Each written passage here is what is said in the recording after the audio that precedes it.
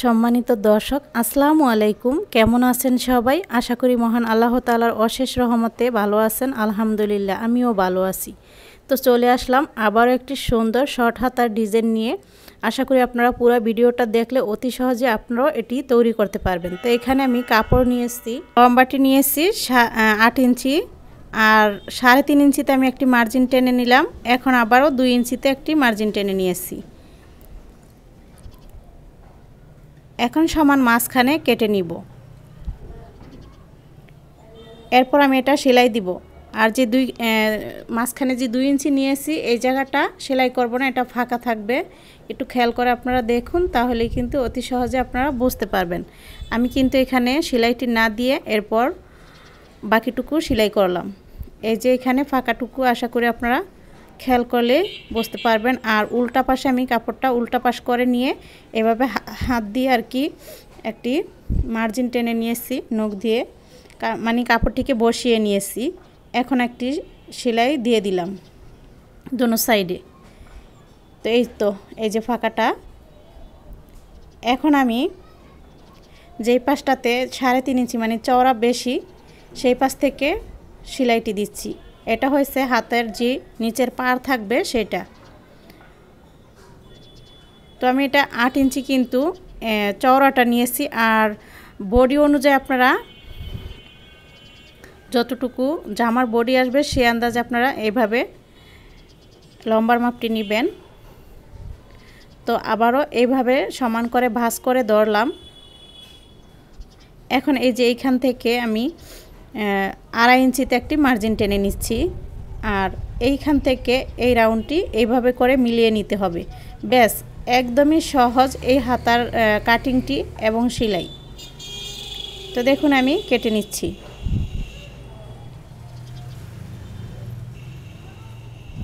তো এই চড়াটা যতটুকু লাগে ততটুকু আপনারা রাখবেন। এখন আমি এই যে মাঝখানে একটি সুই নিলাম। তো সুই সুতা দিয়ে এইভাবে ফোল্ড দিয়ে নিচ্ছি। সমান মানে সেলাইয়ের যে সমান মাঝ বরাবর সেইখানে সেলাইটি দিচ্ছি।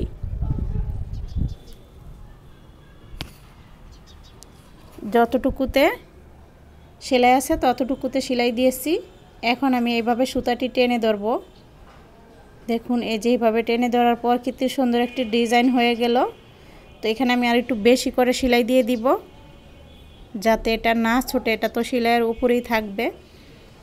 তো ডাবল করে কিন্তু এখানে মানে 4-5টি গিটু দিয়ে দিতে হবে এরকম সেলাই দিয়ে।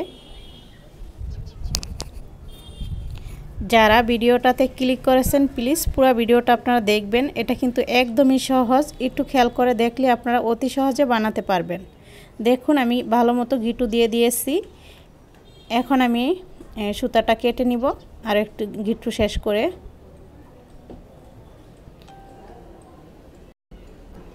তো কেটে নিচ্ছি সুতাটা, ভালো করে কিন্তু গিটুটা দিয়ে দিতে হবে।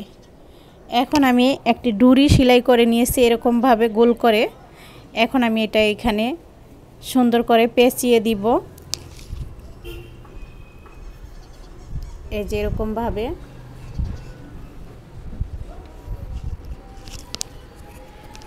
এই যে এইভাবে করে আপনারা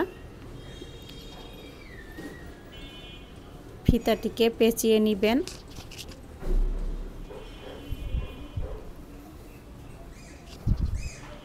যারা এখনও আমার চ্যানেলটিকে সাবস্ক্রাইব করেন নাই প্লিজ আমার চ্যানেলটিকে আপনারা সাবস্ক্রাইব করবেন। আর যারা অলরেডি করে দিয়েছেন তাদেরকে অসংখ্য ধন্যবাদ। তো এখন আমি এই দুটি পেঁচানো শেষ হয়ে গেছে। তো এখন এই দুই আর কি ফিতাটি একসাথে করে টাইট করে আমি সুই দিয়ে সেলাই করে নিব। গিটুটি দিয়ে নিচ্ছি সুতাতে। এরপর দোনোটা আর কি ডুরির মাথা একসাথে করে ধরব আর সেলাইটি দিয়ে দিব। তো এটা হাত দিয়ে দেওয়ার কারণ যাতে টাইট হয় বাঁধনটা, এই জন্য। মেশিন দিয়ে চাইলে দিতে পারেন, তাহলে একটু লুজ হবে। তো এইভাবে করে কিন্তু হাত দিয়ে দিলে বেশি ভালো হয়। তো আমি এই জন্য হাত দিয়েই দিচ্ছি। বেশ কয়েকবার সেলাই করে এরপর গিটু দিয়ে এরপর কেটে নিচ্ছি। তো এই যে এখানে আমি বড় ছোট করে ফিতাটা রাখলাম। এখন আমি এখানে একটি কাপড় নিব, ছোট টুকরা কাপড়। আশা করি মাইক ফুল আমার অনেক আপুরাই বানাতে পারে, অতি সহজেই কিন্তু এই মাইক ফুলটি বানানো যায়। তো এই যে এইভাবে ডুরিটি রেখে এরপর এটা সেলাই বসিয়ে দিলেই কিন্তু উল্টানোর পর মাইক ফুল হয়ে যাইব। আবারও এই পাশের ডুরিটি বসিয়ে দিলাম, দোনোটা একই সাথে সেলাই করে নিচ্ছি। আমি একটি হাতা তৈরি করে আপনাদের দেখাচ্ছি, একই নিয়মে আমি দোনোটা হাতায় সেলাই করব।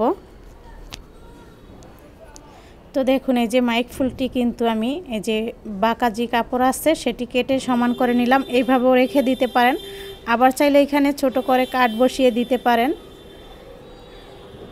দেখুন হয়ে গেল।